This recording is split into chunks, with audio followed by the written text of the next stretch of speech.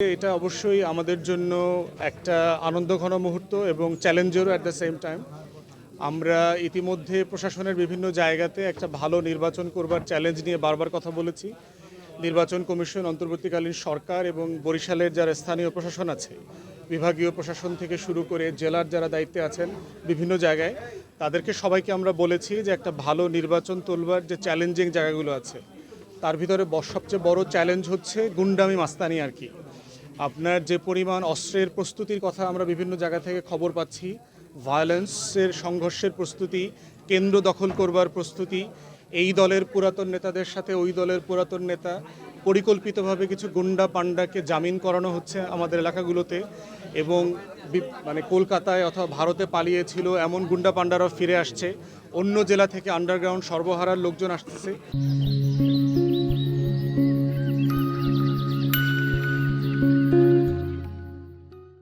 এই কনসার্নগুলো আমাদেরকে খুবই চ্যালেঞ্জের মধ্যে ফেলছে, যে আমরা চাই গণ অভ্যুত্থানের পক্ষে একটা গণতন্ত্রের লড়াইটা সবাই মিলে দায়িত্ব নিয়ে করা, এবং এই দায়িত্বের একটা অংশ হচ্ছে সবাই নাগরিক আকারে যেন নিরাপদে আমরা ক্যাম্পেইন করতে পারি এবং ভোট দিতে পারি। এখন নিরাপদে ভোটের ব্যবস্থাটা আপনি কিভাবে করবেন যদি আমরা নিরাপদে ক্যাম্পেইন করতে না পারি প্রার্থীরা? ইতিমধ্যে আপনারা দেখেছেন ঢাকাতে শহীদ ওসমান হাদি থেকে শুরু করে সারা বাংলাদেশে প্রার্থীদের উপরে যে বিভিন্ন দলের নেতাকর্মীরা যে আক্রমণ করছে এবং একটা ভয়ের পরিবেশ তৈরি করে রেখেছে।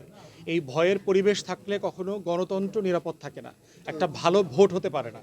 অতএব এই ভয়ের পরিবেশকে প্রশাসনকে দায়িত্ব নিয়ে, নির্বাচন কমিশনকে দায়িত্ব নিয়ে সিরিয়াসলি অ্যাড্রেস করতে হবে। দুইটা বিষয় খুব গুরুত্ব সহকারে আমরা সরকারকে বলছি, নির্বাচন কমিশনকেও বলেছি।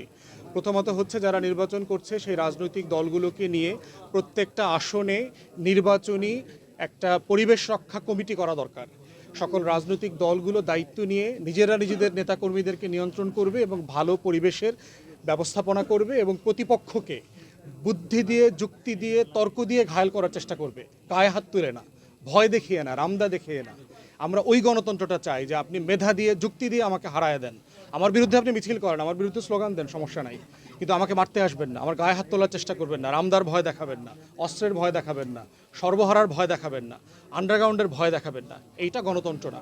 অতএব এইটা রাজনৈতিক দলকে দায়িত্ব নিয়ে সিরিয়াসলি করতে হবে। এখানে এখনও তো কেউ নির্বাচনী প্রচারণাতে নামে নাই। মোটা দাগে তো বড় রাজনৈতিক দল যারা আছেন তারা কম বেশি সবাই মাঠে আছেন। আর আমি একটা ম্যারিট বেস একটা একটা একটা কম্পিটিটিভ ইলেকশন করতে চাই, প্রতিদ্বন্দ্বিতামূলক একটা নিরাপদ নির্বাচন করতে চাই, যে সেসব কারণে পশ্চিমা দেশগুলো গণতন্ত্র ফ্লারিশ করেছে, সেই রকম একটা গণতান্ত্রিক আয়োজন আমরা দেখতে চাই। এবং এই চ্যালেঞ্জের জায়গাতে সব রাজনৈতিক দল তার ভূমিকা রাখবেন, এবং ইতিমধ্যে যে কনসার্নগুলোর কথা আমি বলেছি একই কনসার্ন আমার এলাকাতেও আছে, এবং আমরা চাইবো যে প্রশাসন এগুলোকে অ্যাড্রেস করুক।